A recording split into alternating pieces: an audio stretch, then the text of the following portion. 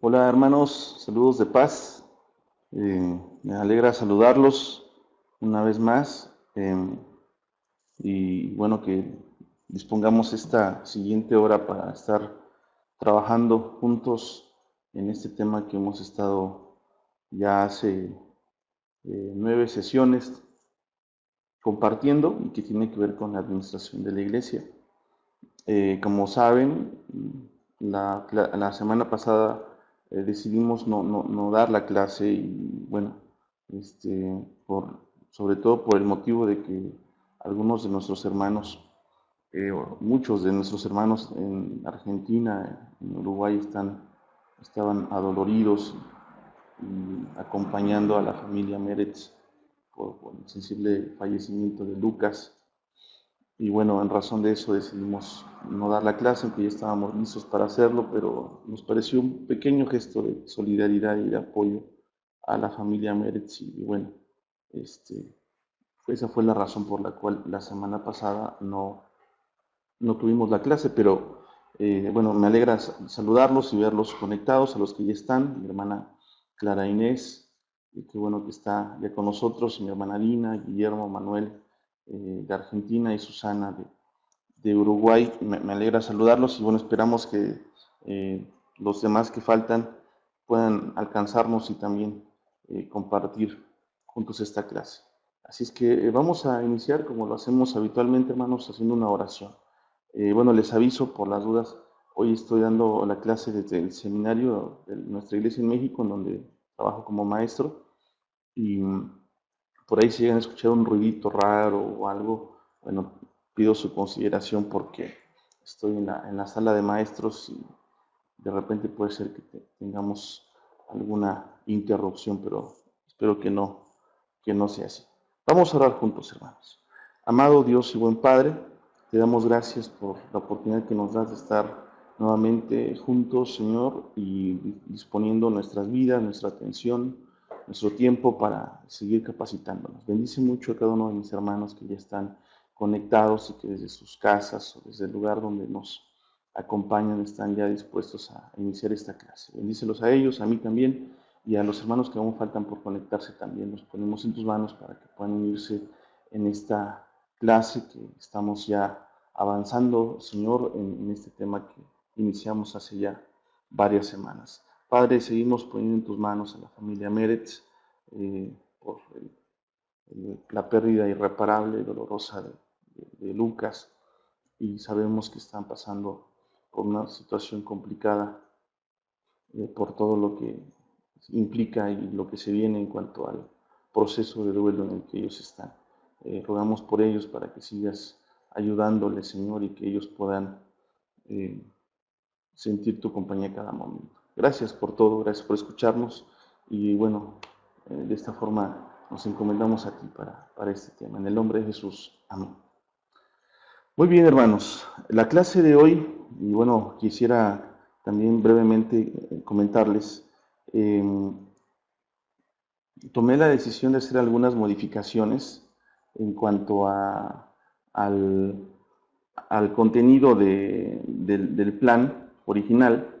Bueno, como en el documento que ustedes recibieron, pudieron ver una nota al final, bueno, la idea era que en algún momento, tal vez en razón de la necesidad del desarrollo de la clase, tendríamos la posibilidad de cambiar algún tema, de hacer alguna modificación.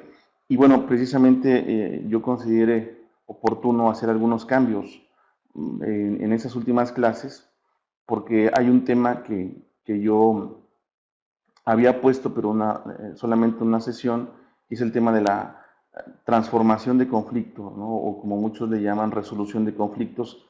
Y bueno, en la clase de hoy, la clase del próximo miércoles, hermanos, trabajaremos el tema de la transformación de conflictos.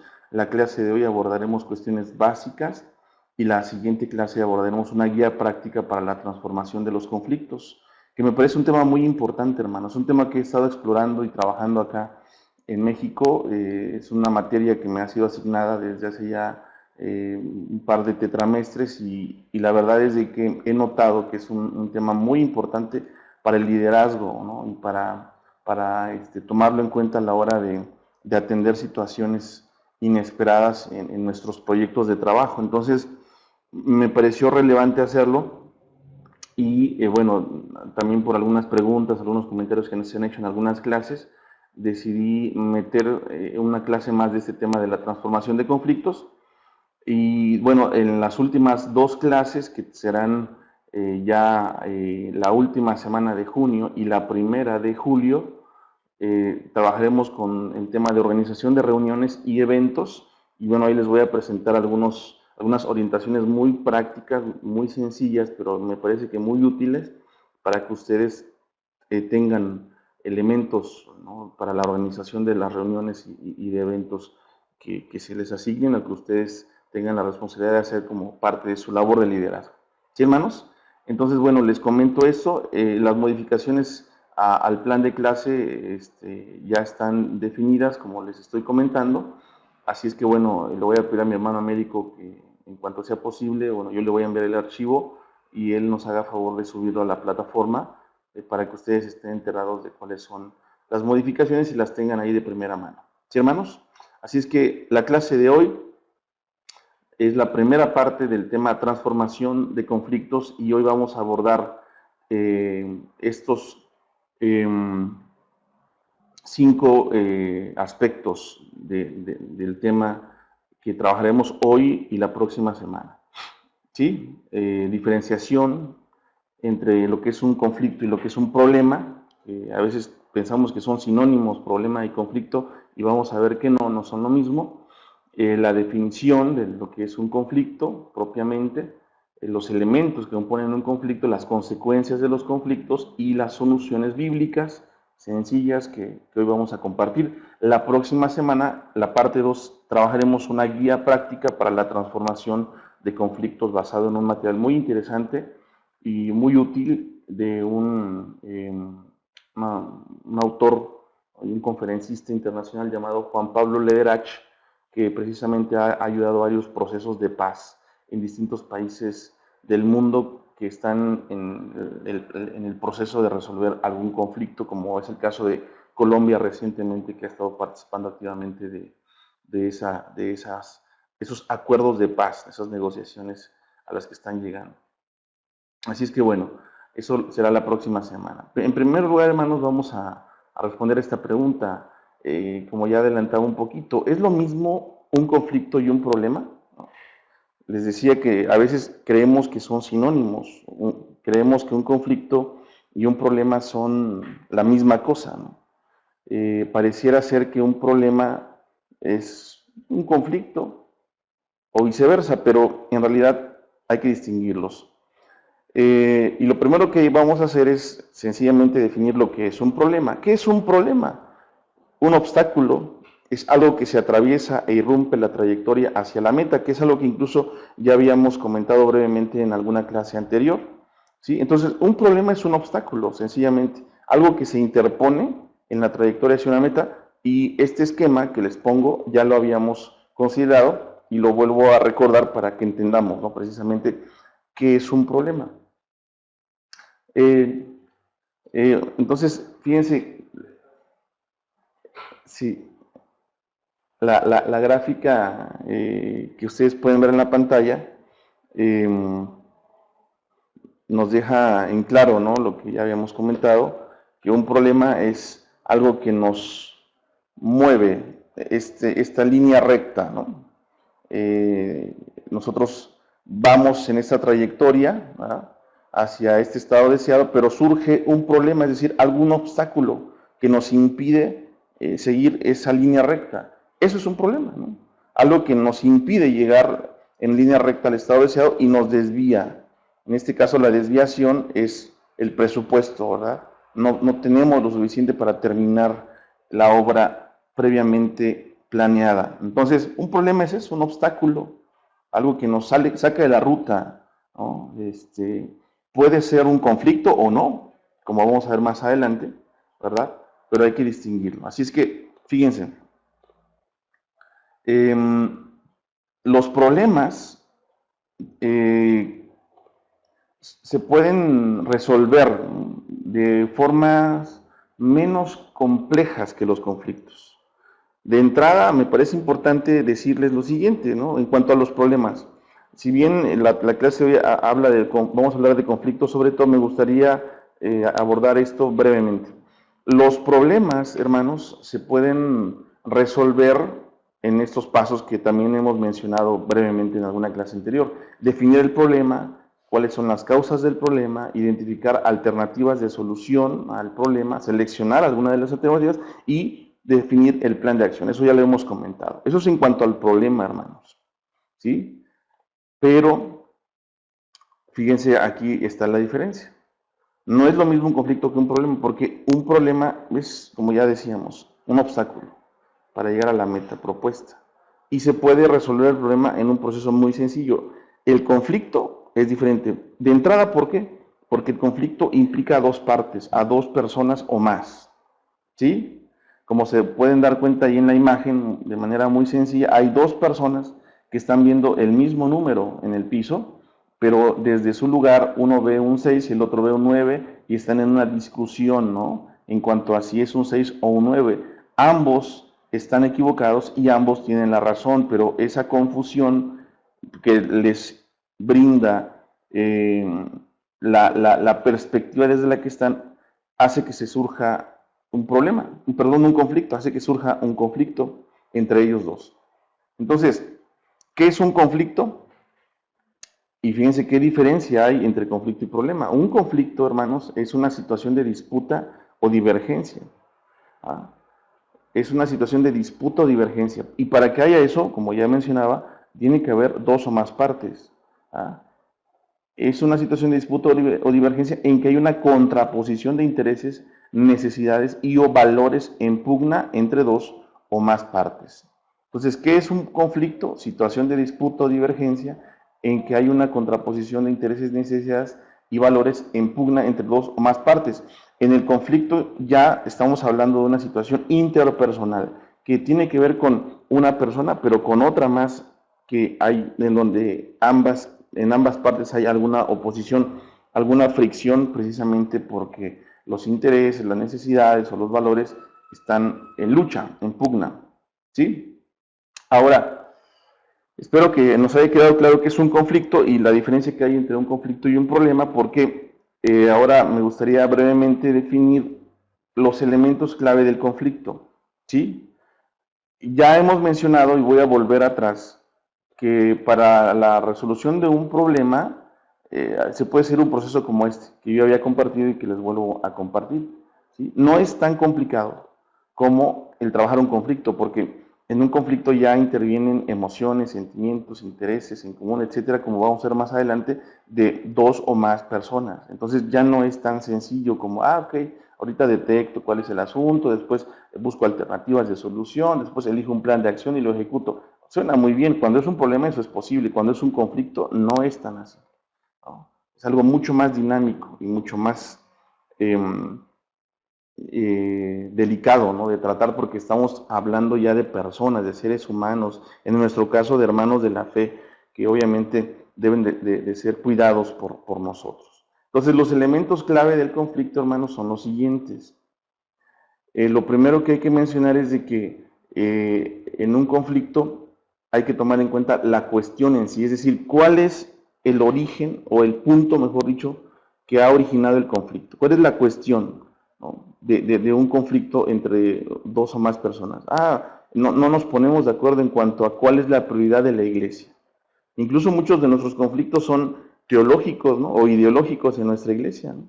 Cuando hay algún grupo de hermanos que dicen, no, hermanos, es que las cosas se tienen que hacer de esta forma, porque Dios nos dice que hagamos las cosas decentemente y con orden, y para mí ese asunto que se está dando en la iglesia y esa pretensión que quieren hacer una obra de teatro, por ejemplo, adentro del templo, ya no es algo bueno porque es desorden, etcétera. Bueno, esa es una postura de alguien conservador que tiene la idea de que el templo es como el lugar santísimo del templo de Jerusalén, cosa que no es cierto bíblicamente, no existe templo ya, pero es respetable su punto de vista, ¿no? Y bueno, esa podría ser en el ejemplo que estoy mencionando la cuestión. Ahora, no solamente hay que tomar en cuenta la cuestión, uno de los mayores errores que se cometen a la hora de intervenir en un problema, hermanos, es que se tiene la idea de que, bueno, en un conflicto, perdón, se tiene la idea de que lo único que hay que saber es cuál es la cuestión, por ejemplo, el ejemplo que estoy dando, ¿no? Hay un conflicto entre dos o más partes porque hay un grupo de hermanos conservadores o uno nada más tal vez que tiene la idea de que ese proyecto que hay de hacer una obra de teatro no es algo correcto, no es algo bíblico, etcétera. Y hay otro grupo o otro hermano que dice, no, hermano, es que no hay ningún problema, mire que lo hemos hecho, no ha generado ningún malestar, es más, nosotros creemos que es edificar a la iglesia, todo lo contrario a lo que usted opina.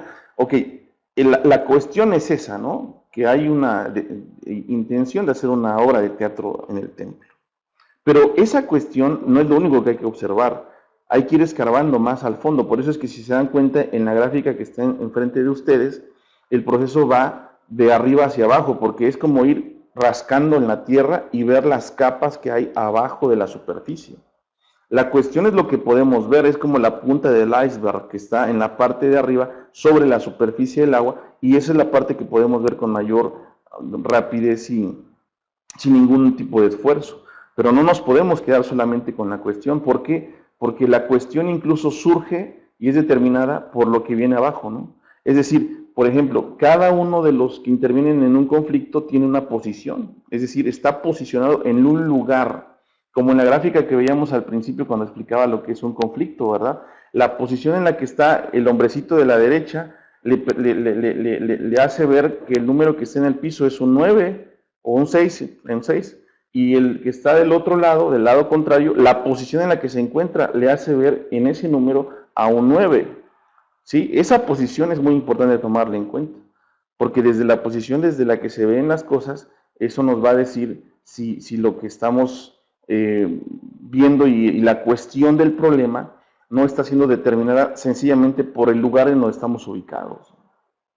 ¿Sí me explico, hermanos? Ahora, no solamente la posición es algo que hay que tomar en cuenta, sino también los intereses. No siempre tenemos los mismos intereses. En el ejemplo que estoy usando, a lo mejor el interés de los hermanos que están promoviendo el proyecto de la obra de teatro tienen un interés, pensemos bien, ¿no? Un interés genuino de edificar a los jóvenes, sobre todo a los niños, a los adolescentes, y ellos saben que la obra de teatro, una representación teatral es una excelente forma de transmitir un mensaje de parte de Dios, ¿verdad? Ese es su interés, pensemos bien, pero tal vez, y habría que tomarlo en cuenta, uno de los intereses puede ser, bueno, es que esos hermanos se sienten muy progresistas, ¿no? Y quieren empezar a hacer cambios de manera muy rápida, y tal vez la iglesia no esté del todo preparada, pero para ellos es importante hacerlo porque tienen la idea de que ellos son los que están bien y los que están en lo correcto en los proyectos y demás decisiones que se toman. Entonces, esa posición, hermanos, es importante tomarla en cuenta, ¿verdad? Porque esos intereses, porque esos intereses nos van a dar luz en cuanto a qué es lo que se está pretendiendo y por qué, qué hay detrás. Por otro lado, y en el fondo, digamos, ¿no? de la cuestión, están los valores y las creencias, es decir, los valores de cada uno de los que conforman las partes protagonistas del conflicto y las creencias son fundamentales. Lo que yo creo, mis valores fundamentales que me forjaron en mi niñez, en mi formación, van a determinar la actitud y también van a determinar las cosas que para mí son situaciones o cuestiones que hay que considerar a la hora de tomar una decisión, ¿no? Para algunos, por ejemplo, una de las cosas que hay que tomar en cuenta en el ejemplo que estoy usando, los hermanos mayores, los ancianos, que tienen la formación de que el templo es un lugar muy, muy delicado, que es un lugar donde pues Dios habita, uno puede decir, bueno, esa idea no es tan correcta, pero pues a ellos así los formaron, ¿no? Tal vez yo pueda tener otra opinión, pueda tener una formación bíblica más actualizada, pero eso no me da a mí la autoridad o la libertad para catalogar de anticuado al hermano, simplemente por eso. O sea, debo de respetar su proceso y debo de entender que mi hermano en cuestión pues tiene creencias y valores diferentes a los míos, porque tiene una formación muy anterior a la mía y vivió una época de la iglesia muy distinta a la mía. Eso es algo que hay que considerar también, ¿sí? Eso está en el fondo de la cuestión, pero también hay que tomarlo en cuenta. Ahora, fíjense, para ir describiendo cada uno de los elementos del conflicto, ¿se dan cuenta? Cuestión, posición, intereses, valores y creencias. Ahora los vamos a ver uno a uno, ¿sí? La cuestión es la respuesta inmediata a la pregunta ¿qué? ¿Ok? Entonces, en la cuestión encontramos una descripción del conflicto de qué se trata.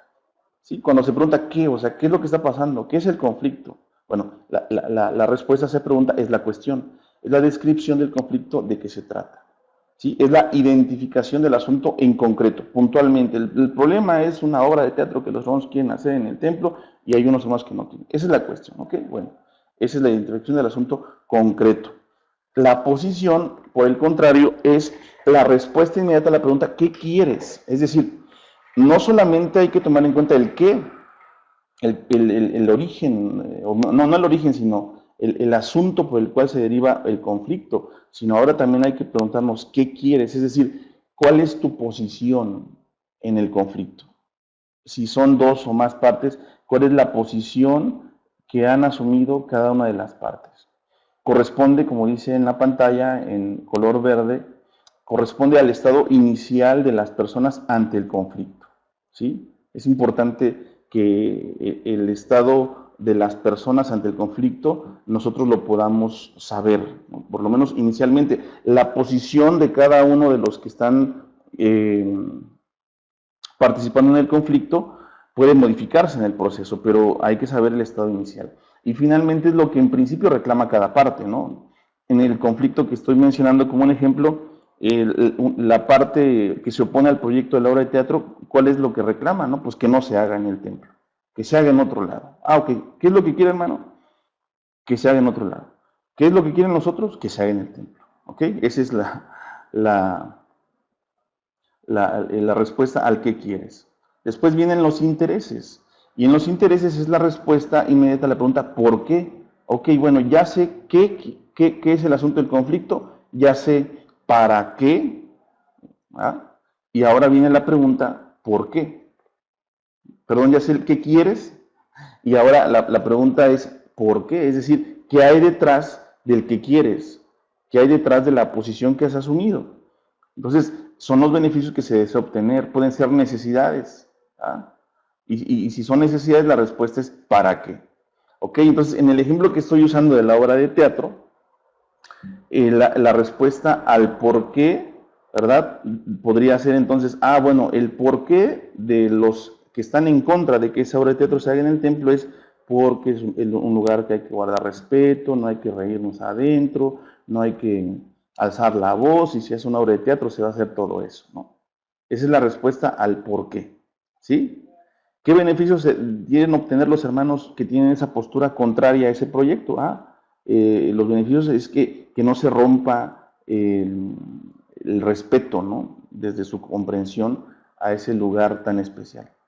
De la otra parte, ¿cuáles son los beneficios que se desean obtener con la intención de que esa obra de teatro se realice en el templo? Bueno, es que no tenemos un espacio tan cómodo, tan adecuado como el de la iglesia, el del templo, es que si se hace en otro lugar, puede ser que no vayan tantos hermanos como esperamos, porque no van a querer moverse del lugar, etcétera, ¿no? Entonces, ahí vamos enumerando esos intereses en común, ¿ok? De cada una de las partes, intereses de las partes. Y finalmente los valores y creencias. ¿A qué nos referimos? Bueno, son los elementos culturales e ideológicos que justifican y sirven para argumentar los comportamientos ante el conflicto. ¿Qué queremos decir con eso? Bueno, como decía hace un rato, los valores y creencias es lo que está hasta abajo, hermanos. Es lo que está de fondo, es la base a través de la cual surgen los intereses y la posición de cada uno de los elementos que están formando parte de ese conflicto. Los valores y creencias son determinantes, es muy importante detectarlos, ¿no? Fíjense que uno de los problemas precisamente que tenemos a veces en la iglesia es que cuando hay un conflicto, generacional entre hermanos mayores y hermanos más jóvenes, como en el ejemplo que estoy usando, no se consideran los valores y creencias, ¿no? Y a veces incluso los que más intolerantes se vuelven son los que se supone que son más liberales, ¿no? Y por tanto se supone que deberían ser más respetuosos, tal vez, porque no consideran el contexto en el que se formaron los mayores, ¿no? Y que por la edad, pues tampoco es que sea tan sencillo cambiar de parecer de un día para otro. Entonces, esa intolerancia surge precisamente de no conocer y a veces no querer conocer intencionalmente cuáles son los valores y creencias que hay de fondo en esa posición. Entonces, cuando nosotros sabemos cuáles son los valores y creencias, como líderes que vamos a intervenir tal vez en la resolución de un conflicto, debemos saber los valores y creencias de cada una de las partes. ¿Sí, mis hermanos? Así es que fíjense, para que lo vean en una sola gráfica, ¿no? La cuestión es el asunto que ha generado ese conflicto, el qué, es lo que está en la parte de arriba, pero debajo de esa cuestión hay intereses, hay valores y creencias y por supuesto eso hace que cada uno de ellos asuma una posición que se diferencia del otro y que se opone al otro, ¿ok? Entonces, esos elementos es importante de entrada que los tengamos bien claros, hermanos, y que los conozcamos para poder entrarle, ¿no? a la transformación de conflictos. ¿Sí? Entonces, fíjense que precisamente uno de los propósitos de la intervención en los conflictos básico es precisamente que haya una solución. Y la solución llega a través de la negociación. Hay que negociar. No podemos, la mayor parte de las veces, llegar a una resolución de un conflicto si no se hace a través de la negociación en la que se esté dispuesto por ambas partes a ganar, ganar y al mismo tiempo perder, perder. Y bueno, ustedes pueden ver aquí en la imagen que está en la pantalla cómo están dos burritos, ¿verdad?, queriendo comer de su comida. Están atados por una soga en sus cuellos y cuando cada uno de ellos, como viene en la segunda imagen de arriba hacia abajo, quiere comer de su alimento, la soga les impide llegar a su alimento. Se dan cuenta de eso y siguen luchando por cada uno comer su propia ración de alimento. Y están tirando y tirando y tirando de la soga, pero llega un punto en el que se cansan porque nunca pueden ninguno de los dos comer la ración que les ha sido asignada. Y bueno, se quedan así como que, bueno, no llegamos a nada. Y bueno, podemos ver cómo al final terminan negociando, ¿no? Y resuelven el conflicto decidiendo no seguir, en lugar de seguir cada uno tirando para su ración de alimento, deciden compartir cada uno de ellos su ración de alimento. Entonces ambos ganan y ambos pierden. ¿Por qué? Bueno, pues porque pierden la posibilidad de comer individualmente su propia ración, ¿no? Que al final podría ser lo mismo, pero hubo algún tipo de renuncia. Y ambos comen la ración de uno primero y después se van a comer la ración del otro. Así es que ambos comen exactamente lo mismo, ¿ah? Pero para llegar a esto tuvo que haber una negociación. ¿Sí, mis hermanos? Un ejemplo muy sencillo. ¿Sí? Ahora, algo que yo creo que también vale la pena mencionar, hermanos, es que los conflictos se pueden clasificar respecto a sus consecuencias. Hay conflictos que son constructivos, que pueden hacernos crecer. Y aquí yo quiero hacer alguna aclaración, porque esto que les estoy presentando es, digamos, que la postura clásica, cuando estamos hablando de resolución de conflictos, pero yo quiero ir ya desde esta clase dirigiendo la mirada no hacia la resolución de conflictos propiamente, sino hacia el concepto de transformación de conflictos, porque es muy diferente. Aunque voy a abundar en eso en la próxima clase, me gustaría adelantarles lo siguiente. Hermanos, cuando hablamos de resolución de conflictos, de entrada damos por hecho que los conflictos se pueden resolver. Y cuando hablamos de resolver es como decir, bueno, los conflictos cuando están se pueden diluir y desaparecer. Juan Pablo Ledrach afirma que eso no es posible. En realidad un conflicto no se puede desaparecer, por tanto no se puede resolver. Lo que sí puede suceder con un conflicto es de que se transforme, de un conflicto que va hacia abajo, como la flecha roja que ustedes ven en la pantalla, y que termina siendo un conflicto destructivo, que daña, que lastima, que vulnera, que pues, se torna en una situación opresora, de injusticia.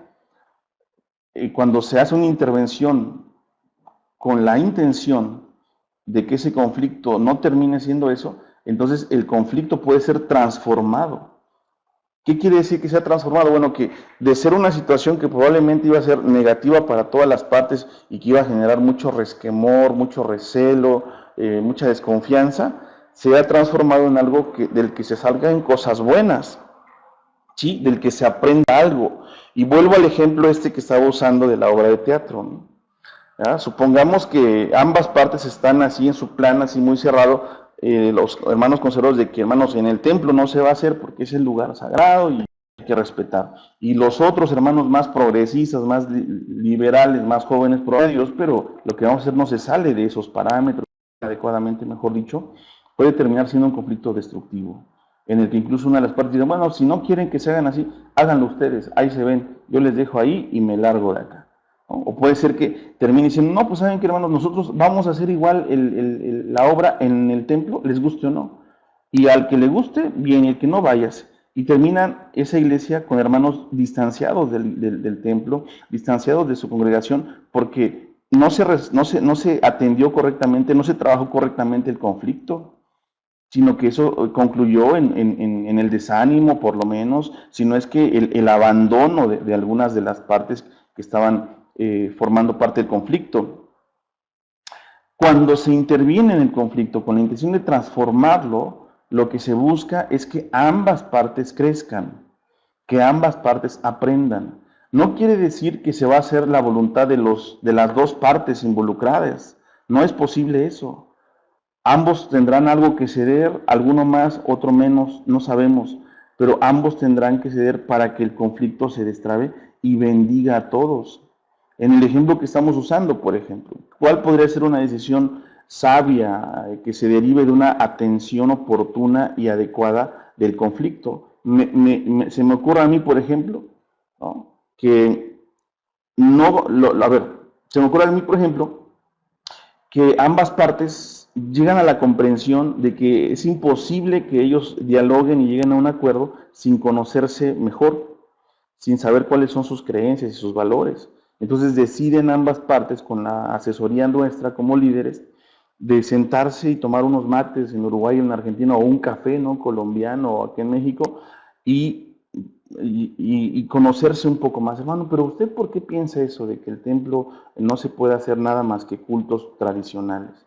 Ah, bueno, mira, es que a mí me enseñaron así, me dijeron esto, el pastor fulano de tal me enseñó que esta es la forma correcta de hacer las cosas, etcétera.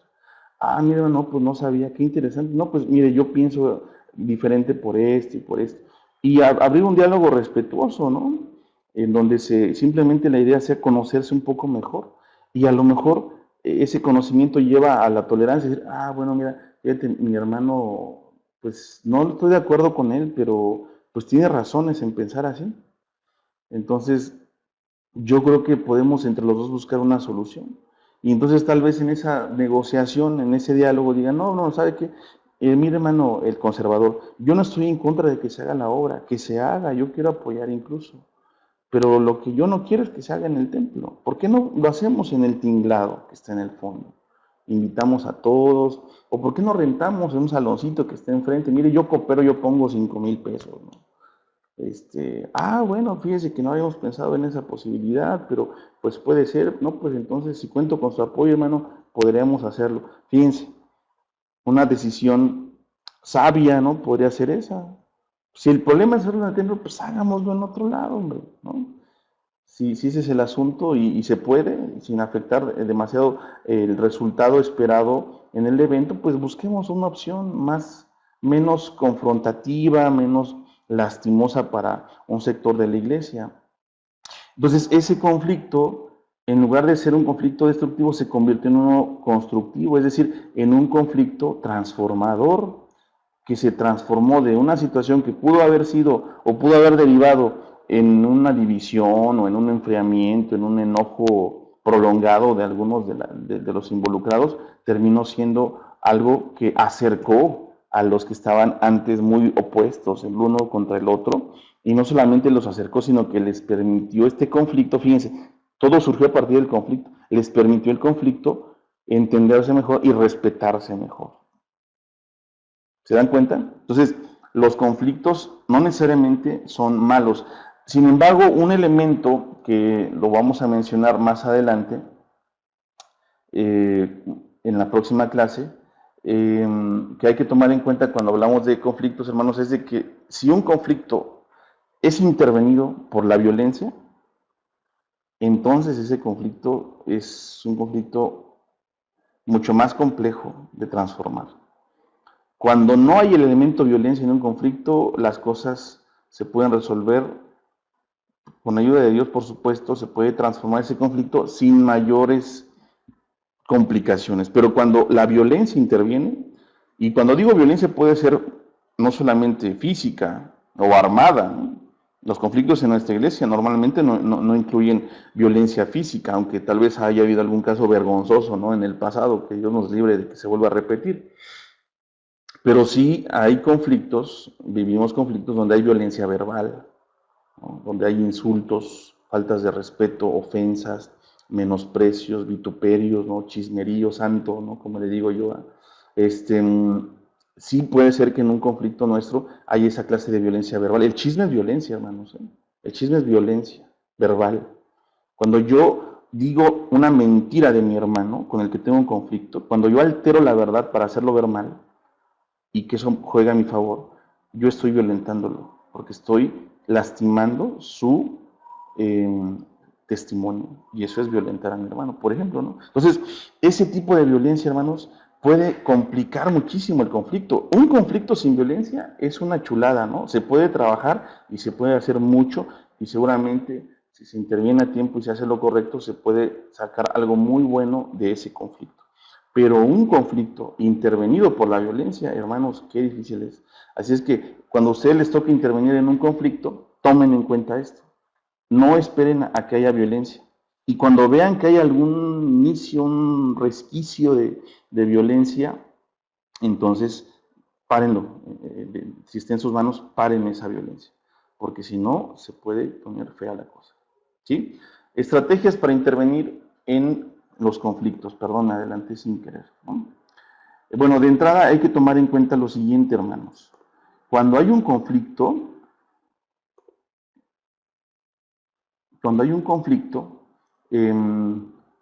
normalmente hay esa tendencia de irse a los extremos. Y como estrategia hay que saber eso. Hay que tener muy en claro que hay esa tendencia de irse a los extremos. ¿Cuál es un extremo? El escape, ¿no? Cuando hay un conflicto y uno quiere ayudar a que se resuelva, una reacción, no, hermano, no, todo está bien, no, ¿cómo cree? No pasa nada, una situación así que en un ratito lo arreglamos. Negación, ¿no? Huida, ¿no? Hay personas incluso que tienen mucho esa tendencia a huir de los conflictos. Y fíjense que esto es algo que me parece muy delicado en el ámbito cristiano, y de nuestra iglesia no es la excepción.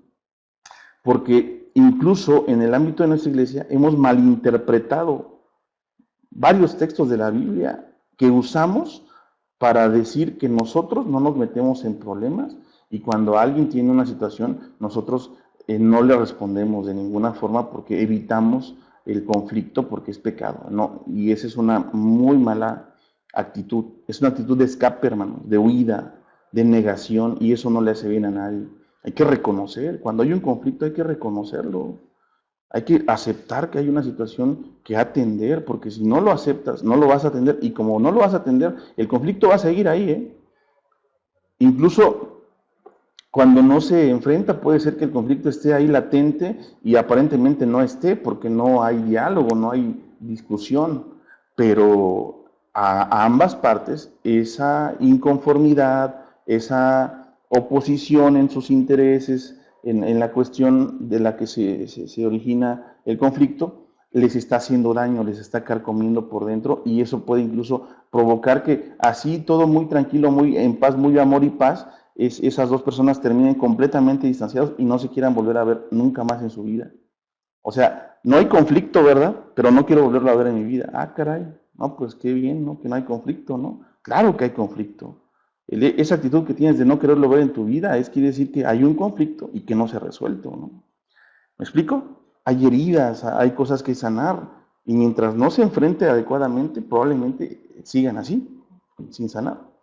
Entonces, en nuestra iglesia, hermanos, hay que ayudar a los hermanos a no escapar. Y fíjense cómo incluso se han malinterpretado textos como del Sermón del Monte, ¿no? En Mateo, cuando Jesús dice que si alguien te pide que camines que cargues su armadura, un soldado romano, tú cárgala no 1 milla, sino 2. Y si haces la lectura de esos textos, como dicen, mira, Jesús está diciendo, cuando alguien te quiera hacer daño, te quiera oprimir, tú no solamente te dejes oprimir, sino que tú solito oprímete más, ¿no? O como ese texto que está ahí cerca también, ¿no? Que dice que Jesús enseña a poner la otra mejilla, ¿no? De que cuando alguien te pegue en una mejilla, tú ponle la otra. Como diciendo, si alguien te va a lastimar, tú no solamente dejas que te lastime, sino que ponle la otra para que lo animes a darte más duro. Y no es esa la lectura, hermanos, correcta. Justamente Jesús lo que está enseñándoles a gente miserable, a gente pobre, que es la mayoría de sus seguidores, a defenderse, es decir, a transformar un conflicto en algo bueno. Cuando alguien quiera abusar de ti, tú avergüénzalo públicamente, sin que tú lo violentes, sin que tú pagues con la misma moneda, sino con astucia, con inteligencia, pero también con amor. Responde a tu enemigo, no te quedes inmóvil, responde, pero responde de una forma no violenta, que pueda permitir que el conflicto se transforme de algo muy malo a algo muy bueno. Es lo que propone Jesús, ¿no? Por ejemplo, en ese texto que mencionaba de caminar la 2 milla, el contexto hay que entenderlo para comprender ese texto. Tal vez algunos de mis hermanos ya lo saben, pero quisiera mencionarlo por los que no. Ese texto, por ejemplo, hay que entenderlo desde el punto de vista del contexto judío del primer siglo. Y lo que hay que decir es que pues, los judíos estaban bajo dominación del Imperio Romano, y una de las obligaciones que tenían los judíos para con sus dominadores era precisamente que los soldados, cuando iban en campaña rumbo a la ciudad o al pueblo donde se iban a establecer, veían a un judío en el camino. El judío tenía la obligación de cargar su montura o su equipaje por 1 milla, pero solamente 1 milla. La ley era muy estricta con los soldados romanos, y si un soldado romano se pasaba en la exigencia al judío y no le pedía que cargara 1 milla, sino más de 1 milla, entonces el soldado romano se estaba exponiendo a una disciplina de parte del comandante de ese grupo, de esa legión, ¿no? Como se llamaba, ¿no? Entonces, un soldado romano era muy cuidadoso en eso. Y decía, ayúdame a cargar mi montura o mi carga. Y iban caminando. Y un poco antes de llegar a la milla, ya casi al llegar, decía, ¿sabes qué? Gracias, o bueno, dame mi carga. Terminaste tu tarea. Y seguía el soldado cargando ahora su propia carga. Jesús sabía eso. Entonces Jesús les dice a los judíos oprimidos, ¿no? A los más desfavorecidos además, cuando un soldado les pida que carguen su carga, para que no lo vuelva a hacer y les den una tremenda lección, cárguenla y cárguenla. Y cuando vayan a llegar a la milla, el soldado se las va a pedir, la carga, pero ustedes no se la den. Ustedes retengan la carga y digan, no, sigo cargándola. Y sigan cargando su montura. Y el soldado se va a poner nervioso y va a decir, pero me va a ver el general, el comandante. Dame mi carga, no, yo la llevo, y llévenla, y no se la entreguen. ¿Qué iba a pasar con eso? Bueno, que el soldado, a ese hombre, no iba a volver a pedirle que cargara su montura, porque se exponía a un castigo de parte de su comandante, ¿no? Se exponía a una reprimenda. Entonces, lo que está diciendo Jesús es, defiéndanse, pero no reaccionen con violencia. En el caso de la otra mejilla es algo parecido, ¿eh? En aquella época el golpe en la mejilla no era solamente un golpe para lastimar, sino para avergonzar. En aquella época el tema del honor y la vergüenza era muy importante, sobre todo para un judío. Y entonces cuando alguien abofeteaba a otra persona, lo hacía con la parte externa de la mano, con esa parte, y por tanto la cachetada era así, ¿sí? ¿Me pueden ver? Y obviamente iba a dar a la mejilla derecha. Ese golpe era un golpe avergonzante, y esa cachetada, ese golpe era un golpe que daban los padres a sus hijos, los esposos a sus esposas, ¿no? El amo a su esclavo, ¿no? Cuando el golpeador era la autoridad, golpeaba de esa forma a su subordinado. ¿Qué les dice Jesús a los pobres, a los esclavos que son avergonzados con ese golpe? ¿Qué les dice? Bueno, cuando tu enemigo te pegue en tu mejilla derecha, ponle la izquierda.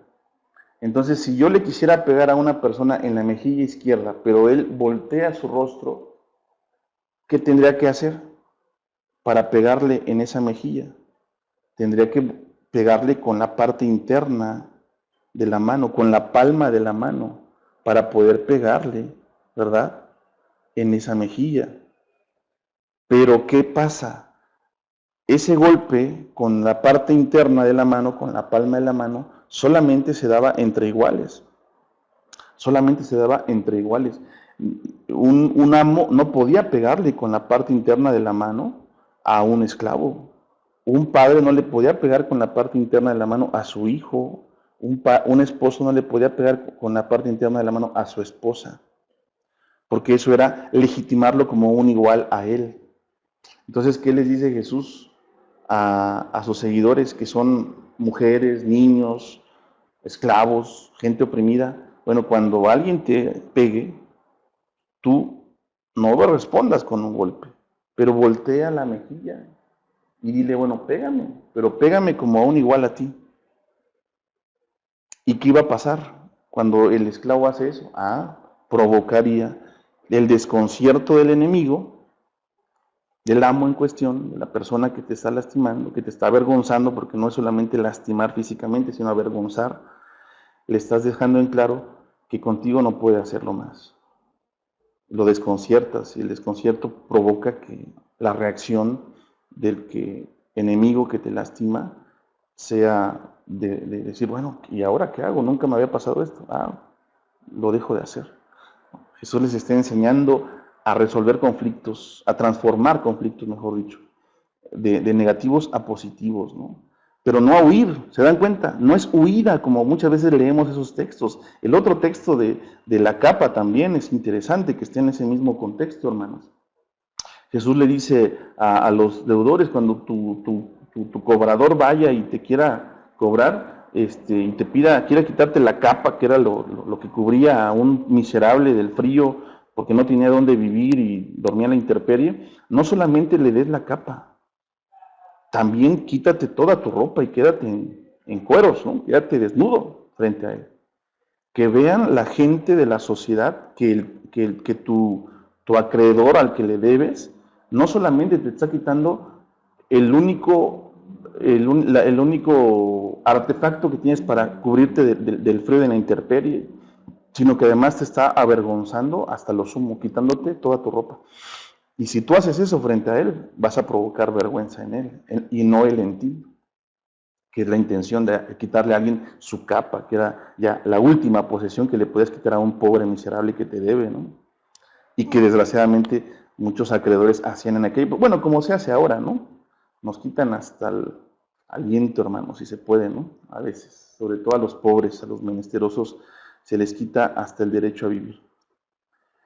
Entonces, Jesús no enseña a huir, hermanos, a negar. Jesús enseña a enfrentar, pero no a atacar. Y aquí vemos el otro extremo. Hay hermanos en nuestra iglesia, queridos hermanos, amados por nosotros, que no son nada de negar el conflicto. pero se van al otro extremo. Se vuelan la barda, dijéramos acá en México.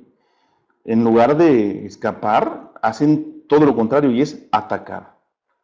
Ah, que no está, ¿cómo que no? Y ahorita vas a ver y agreden. Y ustedes, o no sé qué, y hermano, porque no sabe que las cosas siempre han sido así en la iglesia y no le voy a permitir que ustedes, y si sigue así, ¿sabe qué? Lo voy a demandar porque usted está poniendo un desorden en la iglesia y eso no puede ser. Y bueno, hasta la policía llega a la iglesia, ¿verdad que han pasado cosas así en la iglesia, hermanos? No vamos a decir nombres, ¿verdad? Pero yo sé algunas historias, incluso ahí en el sur, ¿no? De situaciones penosas, bochornosas, vergonzosas, en las que se llegó a una agresión tal que hasta la policía tuvo que intervenir. Dios nos libre de eso. Ese es el otro extremo. ¿No? Que Dios nos libre de llegar a esos extremos. ¿Sí me explico, hermanos? Hay que saber, ni el escape, ni la huida. Perdón, ni el escape, ni el ataque, ¿no? Ni la huida, ni la agresión. Ninguno de los dos extremos nos ayuda para nada. Hay que buscar la tercera vía, ¿no? Como dice un autor que analiza el proceso de transformación de conflictos que Jesús nos enseñó. Jesús ni usó la vía de la huida, ni usó la vía del ataque, hermanos. Usó una tercera vía que precisamente tiene que ver con lo que hace un rato les explicaba de Mateo, ¿no? Cuando Jesús les enseña a sus seguidores a enfrentar los conflictos que les salen, pero sin violencia y usando una tercera vía que resulta, por supuesto, mucho mejor, ¿no? Y que el Señor nos dejó como un gran legado, entre muchos otros. Ok, entonces, cuando nosotros intervenimos en un conflicto, hermano, es importante ir detectando, como ya mencionaba hace un rato y lo enfatizo ahora, estos 4 elementos, hermanos. Hay que discernir el conflicto. La palabra discernir significa, entre otras acepciones, como desenredar. Hay una imagen muy bonita que usa Liderazgo en uno de sus libros en cuanto a lo que tiene que ver con discernir el conflicto, y es la imagen de un pescador con sus redes. Han visto redes de pesca y sí saben que las redes de pesca se enredan mucho. En el proceso de aventarla al lago o al río para pescar y jalarla, en todo el proceso que implica la pesca con red, la red se enreda. Y entonces uno de las labores del oficio del pescador es una labor muy bonita y que refleja mucha sabiduría y mucha paciencia. Yo he visto eso en alguna playa de acá de México, me ha tocado, por ejemplo, ver a los pescadores allá a la tardecita, después de que terminaron su jornada de salir al mar a pescar, están en la orilla del río junto a sus barcas o sus lanchas y están meticulosamente desenredando uno a uno los nudos que se hicieron durante el día. Discernir es desenredar la red. Los nudos que se hicieron en el proceso hay que irlos desenredando. ¿Para qué? Para detectar todo eso que ya hemos mencionado. ¿Sí, hermanos? Entonces, eso es muy importante. Ahora, ¿cómo discernir el conflicto? Bueno, eso lo vamos a ver en la próxima clase, pero es importante tomarlo en cuenta. Y quiero terminar, hermanos, con estos 6 textos bíblicos que nos dan algunas pautas, ¿no? En cuanto a lo que es la solución bíblica a los conflictos. ¿Sí, hermanos? Entonces, el primero es el Proverbios 19:11. Una de las cosas cuando no se trata de algo tan grave, cuando es algo que se puede pasar por alto, no siempre se puede pasar por alto, pero hay ocasiones en las que sí, me parece a mí, ¿no? No sé si a ustedes les ha pasado que algún hermano lo encontramos en sus 5 minutos, ¿no? de estrés y resulta que nos respondió mal, ¿no? Nos alzó la voz un poquito, pero fue algo así casual, que no fue intencionado. Entonces nos damos cuenta, hermano, estaba estresado. No pasa nada, hombre. No hay ningún problema. Pasar por alto la ofensa. Incluso si el hermano no se disculpa nada, no pasa nada. Yo sé que el hermano estaba muy estresado, tiene 4 hijos, andaban chillando todos al mismo tiempo y se hizo un relajillo ahí con eso y bueno, reaccionó mal, pero no pasa nada. ¿Me explico? Proverbios 19:11 dice, la cordura del hombre detiene su furor y su honra es pasar por alto la ofensa. ¿Sí? Pasar por alto. Número 2, cuando es una situación ya más apremiante, que implica ya intervención, diálogo, bueno, tomemos en cuenta lo que dice Mateo 5:23 al 24, que dice así, se los voy a leer. Por tanto, si traes tu ofrenda al altar, y allí te acuerdas de que tu hermano tiene algo contra ti, deja ahí tu ofrenda delante del altar y anda, reconcíliate primero con tu hermano y entonces ven y presenta tu ofrenda, ¿sí? Diálogo, hermanos. Antes de seguir en el proceso de la ofrenda, Jesús nos recomienda, ponte de acuerdo con tu adversario. El verso 25 también amerita la pena leer, ponte de acuerdo con tu adversario pronto, entre tanto que estás con él en el camino, ¿sí? Antes de que se compliquen más las cosas, dialoga con él, dialoga con él. Hay casos en donde ya se necesita ya algo más fuerte, en donde el diálogo entre las dos partes en conflicto no es suficiente para resolverlo. Entonces, ¿qué se necesita hacer? Bueno, negociar. Y hay un texto en Filipenses, capítulo 2, verso 4, que dice así.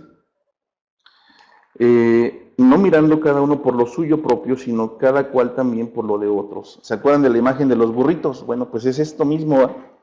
En lugar de estar viendo por lo de uno propio, hay que ver por lo del otro, y al final todos ganamos, ¿no? Finalmente se gana más, mucho más de lo que se podría en algún momento perder, ¿sí? La negociación y después seguimos con la mediación. En Mateo 18:16 dice así también la palabra. En Mateo 18:16 dice así. Mas si no te oyere, toma aún contigo a uno o dos, para que en boca de 2 o 3 testigos conste toda palabra. ¿Sí? Así cuando ya intentamos dialogar, no se pudo y necesitamos negociar, pero no llegamos a un acuerdo porque ninguno de los quiere ceder, o uno sí, pero el otro no, y no nos resultó conveniente, ¿no?, llegar a un acuerdo injusto, etcétera. Bueno, ¿qué hay que hacer? Buscar un mediador, buscar a alguien que te ayude a resolver el conflicto. Nosotros como líderes, hermanos, somos llamados a generar un ambiente de confianza hacia nosotros, de transparencia e integridad, de tal forma que los hermanos de la iglesia o los hermanos que están a nuestro cargo, de nuestro liderazgo, tengan la plena confianza de buscarnos para buscar nuestra ayuda, ¿no?, para resolver un conflicto. Entonces la mediación es un elemento importante. Y por supuesto, bueno, a veces ya la mediación no resulta suficiente, ¿verdad, hermano? Y entonces es necesario el arbitraje. En Primera de Corintios, capítulo 6, verso 4, dice así: si pues tenéis juicio sobre cosas de esta vida, ponéis para juzgar a los que son de menor estima en la iglesia. Fíjense, aquí en el capítulo 6, Pablo está hablando de los litigios ya legales, ¿no? Cuestiones legales que hay de la iglesia o de miembros de la iglesia con incrédulos, con personas que no son de la iglesia, ¿no? Entonces, bueno, hay veces en que ya tenemos que buscar el arbitraje, es decir, la intervención de una autoridad, de una instancia, ¿no? Pero obviamente que Dios nos libre de llegar a eso. En alguna ocasión, pues si no queda de otra, hermano, pues no queda de otra, pero hay que tratar de evitarlo, pero no hay que descartarlo. En alguna ocasión tal vez sea necesario el buscar la intermediación ya de una autoridad establecida. Y finalmente, hermanos, en el caso nuestro, internamente como iglesia, la disciplina. Desgraciadamente a veces es necesaria. La disciplina no es un castigo, hermanos, nada que ver. Hay veces que tenemos esa mala impresión, mala comprensión de lo que es la disciplina y no estamos muy de acuerdo en eso porque lo vemos como un abuso, como un agravio. No debería de ser. Yo creo, me parece, y he visto desgraciadamente que sí, en algunas iglesias o algunos líderes han usado la disciplina como un castigo o incluso como una revancha, como una venganza. Obviamente eso no es disciplina, eso es otra cosa, pero no es disciplina. La disciplina siempre abona por el bien no solo de la iglesia, sino del disciplinado. Es para la restauración de la persona disciplinada. Y dice Mateo 18:17 así: si no los oyera a ellos, dilo a la iglesia, y si no lo oyera a la iglesia, pues tenlo por gentil y publicano, es decir, tenlo como si ya no fuera de tu iglesia. Y por ejemplo ese texto, y hay otro de Pablo en donde dice que entreguenlo a Satanás, ¿no? Entréguenlo a Satanás. Estos dos versos se han entendido mal. Se han entendido como que, bueno, si no entiende, entonces córrelo de la iglesia. Sáquese de aquí, ya no lo queremos ver. No, no, no es esa lo que hay de fondo. Lo que hay de fondo es que si un hermano definitivamente no entiende razones, no quiere arreglarse, sigue actuando de forma incorrecta, incluso se violentó, se llevó al conflicto al nivel de la violencia, del ataque, y ha estado lastimando mucho, hermano, con el amor que le tenemos que suspender sus derechos como miembro, tenemos que pedirle, hermano, que considere su situación, que cambie de parecer. Y si no quiere hacerlo, bueno, entonces, hermano, no lo consideramos parte de nuestra comunidad durante este tiempo. ¿Qué significa eso? Bueno, no significa que vamos a olvidarnos de él, no, significa que vamos a ayudarle a experimentar la soledad. Es decir, vamos a ayudarle a que él en carne propia viva las consecuencias de su falta, como una última medida para ver si reacciona. Cuando Pablo dice entréguenlo a Satanás es déjenlo que su pecado, que su actitud, que su mala reacción ante este conflicto cause los estragos que tenga que causar en él. Entréguenlo a Satanás. Que lo zarandee como a trigo, ¿no? Como Jesús le dijo a Pedro que le iba a pasar cuando lo aprendieran a él. Que lo zarandee, ¿no? Satanás como a trigo. Es decir, que viva en carne propia las consecuencias de su pecado para que esa situación le haga reaccionar, ¿no? Como una última medida, ¿no? Entonces, tenerlo por gentil y publicano, entregarlo a Satanás, tienen que ver con esa última instancia de disciplina. Bueno, no entiende por ninguna forma, bueno, hermano, lo vamos a dejar solo y vamos a dejar que el pecado que usted no quiere dejar cause los estragos que tenga que causar. Pero cuando eso termine y usted quiera volver, siempre lo vamos a recibir con los brazos abiertos. Pero si usted está dispuesto a pasar por ese proceso, si no, no. Si usted realmente ha experimentado y ha sufrido y ha reaccionado favorablemente a la disciplina de la iglesia. Muy bien, hermanos, pues con esto llegamos al final de la clase de hoy y bueno, les agradezco su tiempo y su esfuerzo de estar en esta clase. Quisiera dar unos minutos, aunque yo sé que ya estamos sobre la hora, para que hagan alguna pregunta, algún comentario. Este es el momento. Así es que leo sus intervenciones, si es que hubiera.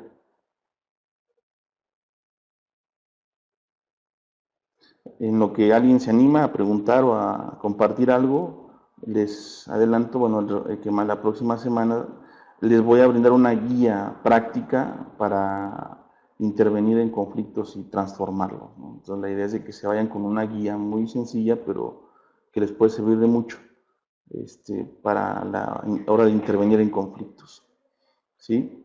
Damos por hecho, hermanos, que hay conflictos en nuestras iglesias, y que los va a haber. Damos por hecho que nuestros planes y proyectos pueden ser retardados, pueden ser por momentos incluso detenidos por problemas, pero también puede ser que suceda eso por un conflicto. Y a lo mejor en algún caso nos va a tocar ser nosotros parte del conflicto. También estamos expuestos a eso. Hay que reconocerlo. Así es que bueno, hermanos, no veo ninguna pregunta, ningún comentario. Entiendo que está todo bien.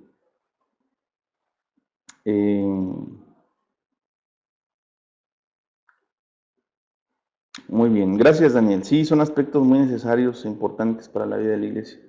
Esperemos que nos sirva esto para hacer nuestra parte. Muy bien. Bueno, hermanos, si no hay algo más, me despido de ustedes, deseando que el Señor siga derramando bendiciones en sus vidas. Y gracias, hermana Dina, igualmente por su presencia.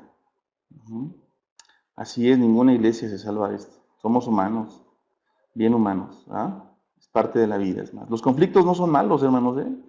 Eso es algo que también hay que entender, ¿eh? No son malos.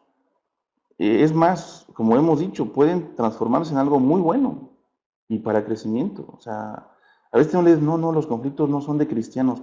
no solamente son de cristianos, sino que son una vía de crecer. Los que somos casados sabemos de eso, ¿verdad? Tenemos conflictos con la pareja y yo puedo decir por testimonio propio que varios de los conflictos que he tenido con mi esposa nos han hecho madurar mucho, crecer, amarnos más, conocernos mejor, tolerarnos más, etcétera, ¿no? Cuando hemos sabido transformar un conflicto, ¿no?, en algo positivo. Obviamente no todos los conflictos terminan así, pero bueno, la idea es de que tengamos elementos para hacerlo. Dios les bendiga a todos, mis hermanos. Saludos, Manuel, qué gusto saludarte por este medio. El Señor les bendiga. Gracias, Guillermo. Muchas gracias a todos. Manos de praderas también, un saludo de paz. Susana, un abrazo, saludos para ti, para tu esposo, para todos los hermanos de Paysandú. Y bueno, sé que están contentos porque dentro de poco van a tener a su pastor allá, lo cual me alegra mucho también. Dios les bendiga, hermanos, que el Señor siga siendo con ustedes. Nos despedimos y nos vemos la próxima semana.